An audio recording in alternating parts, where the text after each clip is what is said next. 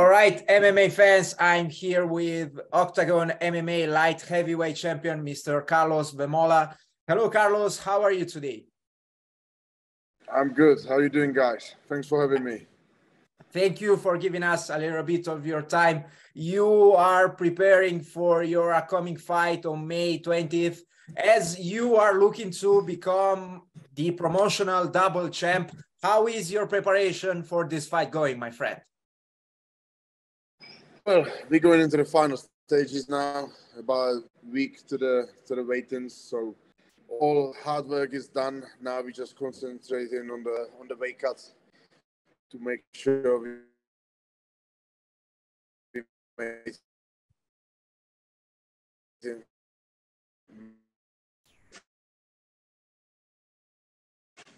Sorry, I lost you there for a second. The connection. Can you hear me? Yes, right now I can hear you, but the connection looks unstable. What's the sound? I can't hear. Yeah. Can you hear me now? Yes, I can hear you. Can you hear me and see me? Yeah. Sorry, it must be bad connection. No worries. Are you still training at London Shoot Fighters, or are you training just in the Czech Republic right now? Well, I'm cooperating with London Shoot Fighters. Last week, my coaches and training partners was here, but I'm trying to stay mainly in Czech or going for a short camps. I was in the camp in Germany in UFD gym, training with Roberto Soldic. I go a lot to Poland, to Ankos. It's a great gym. Or guys from London come here because I got in my house 2 crocodiles, 3 lions, tigers. You know, it's very hard for me to be away from the house because my wife is going crazy when she's got to look after. She doesn't want to look after crocodiles, lions, and tigers, and you can't blame her really. So she said, "You had all these animals, you got to stay home." So I'm trying to do most of my preparation as possible in Czech Republic, but when I need specific training partner like Roberto Soldic is one of the best middleweights in the world, so I go and train with them.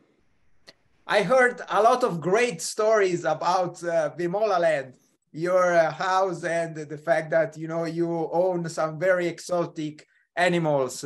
What inspired you to create this sort of Vemolaland, and own all these exotic animals? Well, the first, because I train all the time, I got no time to travel, no time to go for holidays. So I thought I'm going to bring holidays to my house. And second level, I think is I'm returning something back from my childhood. When I was young, I started wrestling when I was 6. Wow. And we was living in the town, and I could not have any animals. And I was always dream of have some animals, have a dog, have a lion, have this. And I couldn't have it. And my parents would never let me have it. So now I think I can have it and I will have it. So I suggest for all the parents, when your child wants an animal, let him have it. Because when he grows up, he's going to grow up mad like me and wants to have all the animals in the house. And that's basically how I got my crocodiles as well. Because once I took my kids to the zoo, and we obviously had some animals home, and my son, I got to say he was about 4, and he goes, crocodile, that's a nice animal. Dad, should we have it? Should we have it? Should we have a crocodile? And my ex-wife goes, don't be crazy, you can't have a crocodile. And I just look at it and say, yes, he can. If my son wants a crocodile, he will have crocodile. Took me 1 week and I had a crocodile in my house, so yeah. But it's such a great story. I got him only a small one. But I found an animal so interested. Then next to my living room, I had a big library when I bought my house. And I don't really read books, I'm not really a library man. So I thought, what am I gonna do with the library? So I started building in there like a massive swimming pool. And my wife, she goes, I'm so happy we're gonna have an indoor swimming pool.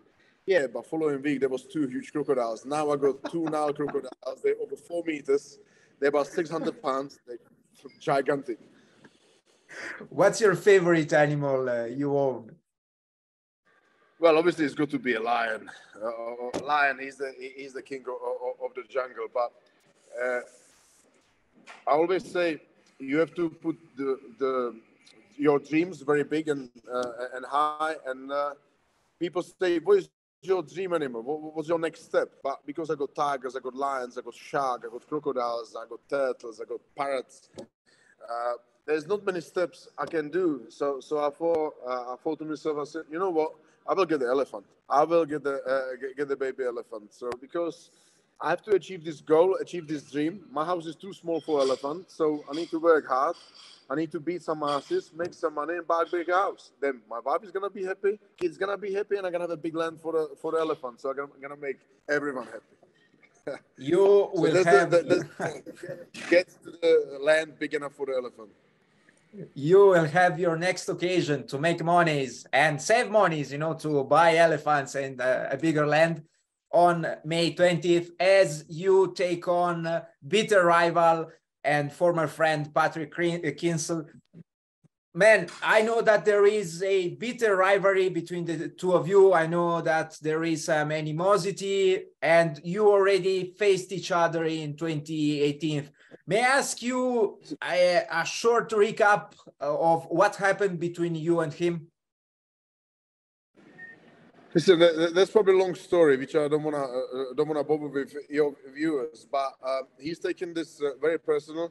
To cut a long story short, we was friends back in the day, and I was building my career since I was 6. And obviously, I was fighting in UFC. I was fighting in England. I was doing my own steps, and he just thought, I'm gonna make a shortcut. I'm not gonna do all these steps what Karlos did. I'm just gonna call him out, and I'm gonna try my luck. And because I'm big name over here, so everyone who is having a fight with me is like a big fight. You know, he dropped UFC, he dropped Contender, over fight with me. Now in Oktagon, there's a content that you can all the prize money is about €1 million, and he left it just because he wants to fight with me. Obviously, that just shows I'm bigger fight than all contender. I'm bigger for him than UFC, and I think that's gonna be his downfall because I had middleweight title, and I've lost it because I didn't make a weight. I always make a weight, and by about 600 grams, I was over. I think once in a lifetime, everyone make one mistakes. I had over 40 professional fights, and once I didn't weight win. And that's how they took my title away. And obviously, when I was injured, he jumped in and he got the title. So, as far as I'm concerned, I never lost my title to anyone. I was middleweight champ. Now I'm light heavyweight champ, and I wanna be double champ. That's all. And I don't really care who I was gonna fight against, if it's against Kincl or anyone else. I just won the title. He's taking it too personal. He's making all crazy and dodgy steps, and that's gonna be downfall. I'm going there for the title and beat anyone who they put in front of me. He concentrated too much on me. He done it about 4 years ago, came to the cage, and I beat him. Now I'm going to beat him again, and was there. There's going to be no contender series. There's going to be no belt. You know, his career is going to be finished. And I don't think the fight is going to go any differently than 4 years ago. Obviously, we both improved. He did improve, but so did I. I had 14 fights since then.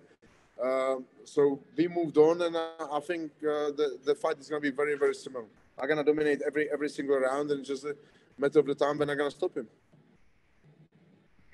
Of course, as you mentioned, you're the first Czech fighter to have competed in the UFC. How much does it mean for you, you know, that milestone in your career? Yeah, that's something that no one ever going to take away from me. Obviously, I was the first, but I was a little bit too young. It's 15 years ago. I wasn't ready to be there, and now this is not about just getting there, but to stay in there, which I didn't back then. But obviously, I didn't have this experience, and now, you know, I'm gonna be 40 soon, so I just wanna carry on fighting, doing the biggest possible fights as I can, and just keep the winning record. That's all. What is it that motivates you right now to compete? I mean, you achieve all kinds of goals. Again, you competed in the UFC, then you moved on with your career. Right now in Oktagon, you are breaking all sorts of records. You have been the middleweight champion. Right now, you are the light heavyweight champion. What is it? It's just a matter, just jokingly, it's just a matter of money, since you told me that you want, to improve your... I think I've passed that money a long time ago, because now, because I've been first in UFC and I got loads of different things going on, I can make money different ways than fighting, and probably much easier. Fighting is hard work, but honestly, my biggest motivation is what I'm leaving behind me, because I always keep saying hard work beats talent, because I'm not talented, but I'm a hard worker. I spend more hours in the gym than anyone else. I'm a crafter, I'm a worker, and I just prove all these young guys wrong when they try to climb on my back and saying I'm gonna beat him. And I keep saying to the young fellas, hard work beats talent. Keep training, keep pushing, keep going. And even though I'm old, well, I'm only 38, but it's the mileage which I got on the clock. Don't forget, I'm fighting since I'm 6. There's a long time in the game. I've broken every single bone in my body. I had an operation on my neck, both knees, both elbows, you name it. Right? But the motivation is the fans, because I got 100% fans. I got 50% which they support me, and 50% which they wanna see me fall. And I won't let them see me fall, but they all gonna come and they all watch. Every time I fight in O2 and it's sold out, and it's amazing when you say now 20,000 arena, and when I can prove these young guys the hard work pays off. Keep working, keep going. You're gonna make it. And I'm not old to beat these young guys, and they don't believe it, and then I go and then I prove it, and then I prove it again and again and again. And all these fans, that's my biggest engine forward. My kids and my fans. If people wasn't interested anymore, if I had no fans, I would easily give up fighting. But how can I give up fighting when I wake up in the morning and read all the messages and all the support and good luck and all the followers and all the kids going crazy, and I want to be like Terminator, I want to train like Terminator. I always say to them, you don't want to be like Terminator. You want to be better than me. You want to have no losses on the record because I got 6. You want to have a clean record. You want to keep training and winning and fighting. And that's my biggest motivation. I see. Actually, I saw what you mean by the fact that you're a fan favorite fighter and fans react to your fights. I saw your walkout. I don't know if it was your latest fight, the one when you entered the arena on the throne and with the mask of the Terminator mask. It was unbelievably good. I mean, that's quite some entertaining stuff. Congrats on that. Congrats. Every time I'm thinking maybe to give up and retire, all what I have to do, just watch this fight, watch this walkout, all the fans behind me, all the support, and I say to myself, how can I give up? I still can. I can't all these fans let them down. So yeah, that's crazy. That's motivation insane. Till this is gonna be happening, I can't give up. I will be fighting till I'm 50. I don't care. When people are not gonna be interested and they're gonna be booing me walking into the cage, they must just leave it. I'll leave it to the youngsters. I think I've done my bit. I've done my hard work. I showed them the way. So yeah, they'll see. I saw a picture of you with Gegard Mousasi at the UFC gym. Did you guys have the chance to spar or to train together? We did train together. I think he's amazing. Again, he's one of the best middleweights in the world. This guy has been around over 60 professional fights, and he keep going. And meet someone like his, that's another motivation. You meet him, he was saying the same as me. I got lots of mileage on the clock, and I still keep going. He's a big inspiration for all of us. So sometimes you just need push and train with these kind of guys, and that's what keeps you going. Mousasi is an amazing fighter. I think he's gonna do very well in his next fight, and yeah, he was there with Roberto Soldic, and he's unbelievable. His mindset, the way he trains, the way he does rounds after round. He's in the gym every day, mornings, evenings.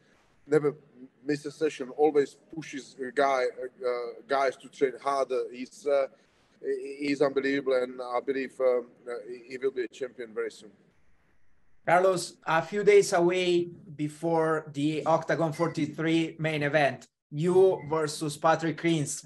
What is it that fans should expect from this highly anticipated rematch?